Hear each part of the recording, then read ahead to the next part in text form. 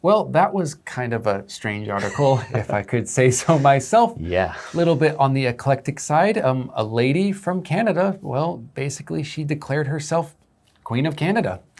The crown, I guess the Canadian crown, if there is such a thing, has been given to her by the US military, our military. Okay. And Queen Elizabeth was killed.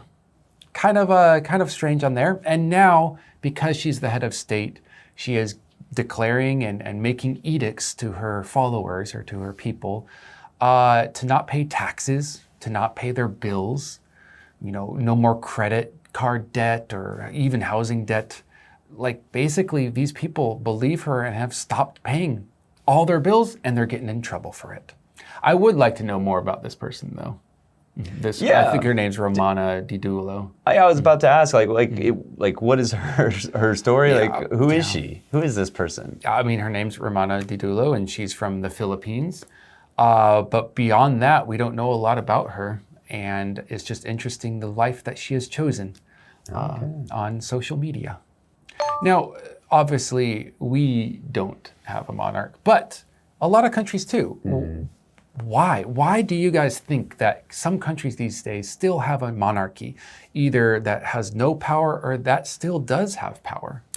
It's like, I don't know, they just can't quit it. It's just something they've done for so long and they just can't stop. Yeah. But I mean, the likely reason is that those families still hold a lot of wealth and land and there's a whole system, especially in England, the royals like lords and all of that stuff, right? The Duchess and the Duke, right? There's so many of those people, right? They don't want to give that up. Yeah. So they're not gonna...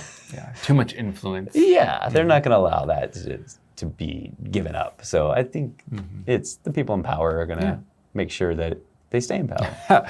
And I mean, culturally, I think the people they've been used to it, so there's no reason to get rid of it. There may be, for some people, no reason to even care about it, but that also means there's no reason for them to care to end it.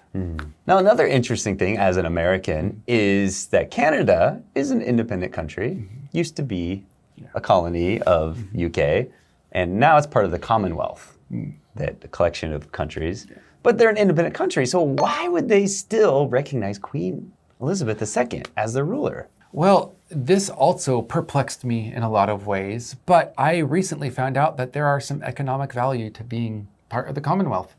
Basically, those who are part of the Commonwealth have just a tighter relationship, a better relationship.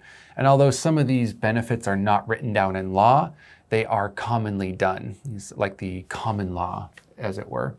And so there are some practical reasons for countries, independent countries, to be part of the Commonwealth, but also just a feeling of groupness, like a feeling of togetherness. We are part of this Commonwealth structure and we feel, quite connected and a little bit more, on the safe side as the world has some troubles these days, a little bit more on the safe side with your friends, as it were. I guess most of them do share a cultural root, so maybe that's part of it too. Whether wanted or not. Yeah.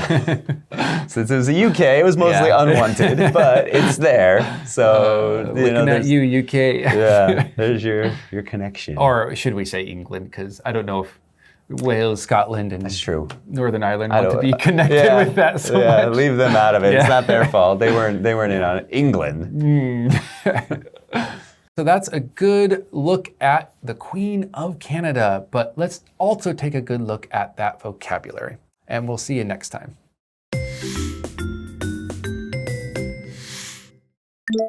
Execute. Execute. Et al. Et al.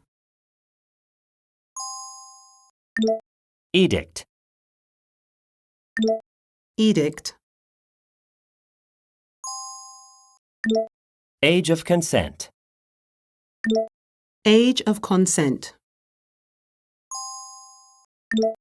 Admonish. Admonish.